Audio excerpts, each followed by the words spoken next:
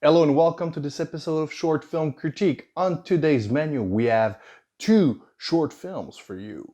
First one being The Statement by Zach Gremlin, and the second one, Beauty Juice by Natasha Alavai. If you haven't seen these movies, I suggest that you pause right here and go give them a watch. The links are in the description down below.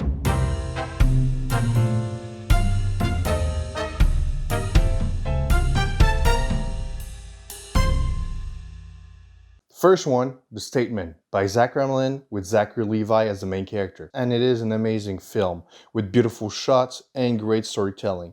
But what's even better is that this movie almost cost them nothing. You can hear all about it in this video here, where they talk about the behind the scenes. But what did I like the most? First of all, the whole story.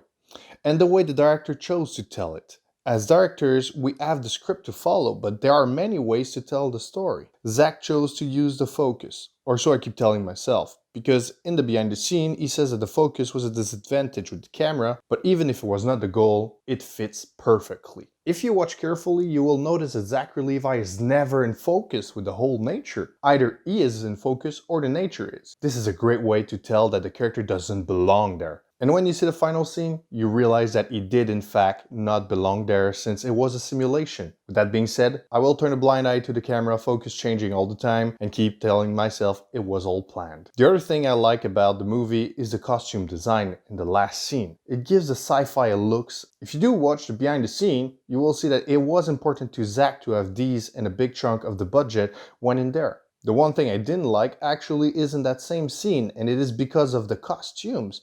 They left him his watch. It dragged me out of the film a little bit, because why would you leave a sentenced to death prisoner his smartwatch?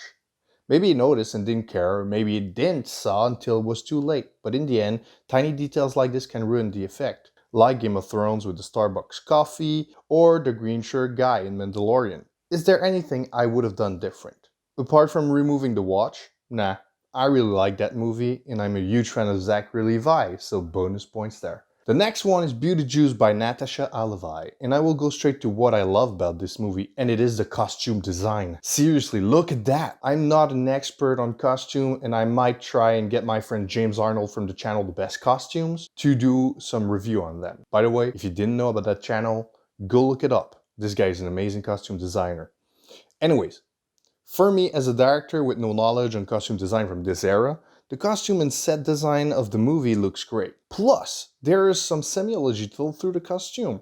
If you look carefully, they all have red on them. She's holding a red drink. She has a red shirt, pants, and boots. She's wearing a red dress. She has a red pair of pants. And the last one has a dark red t-shirt. And if you compare all these people to our main character, not only isn't she wearing red, but she's not colorful at all. And even her outfit looks from a different era. Like I said, and I will say again, amazing costume design work. The only downside I have is that their drink looked fake as hell. How hard would it have been to do real smoothies, or to at least have this one being a real smoothie?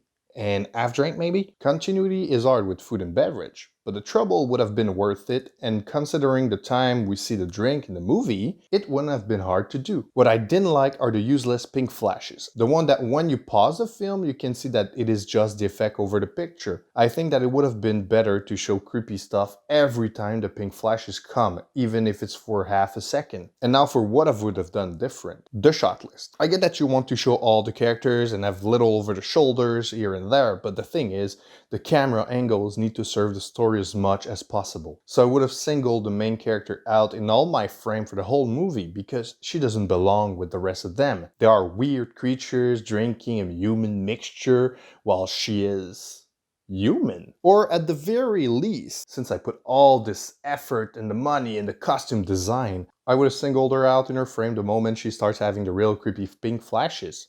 Which is also the moment we, as viewers, start to think that she is in deep shit. And the last thing I would have done, having a close-up on her face when she is walking to the door, hearing her respiration, maybe her heartbeat going faster, making everything in the back blurry but clear enough that we see them looking at her walking to the door, because it would have added a lot to the story and creepiness. Overall though, I love this movie. There are only little things I would have changed to tell the story beyond the script, but we all have different methods to tell stories. And None of them are actually wrong. Again though, amazing costume. Thanks for watching! If you did enjoy this video, don't forget to drop a like and subscribe to the channel for more videos like this. Also, do leave in a comment what you would have done different in these two movies, and if you have any movie that you would like me to critique, do leave a link in the comment section. Thank you.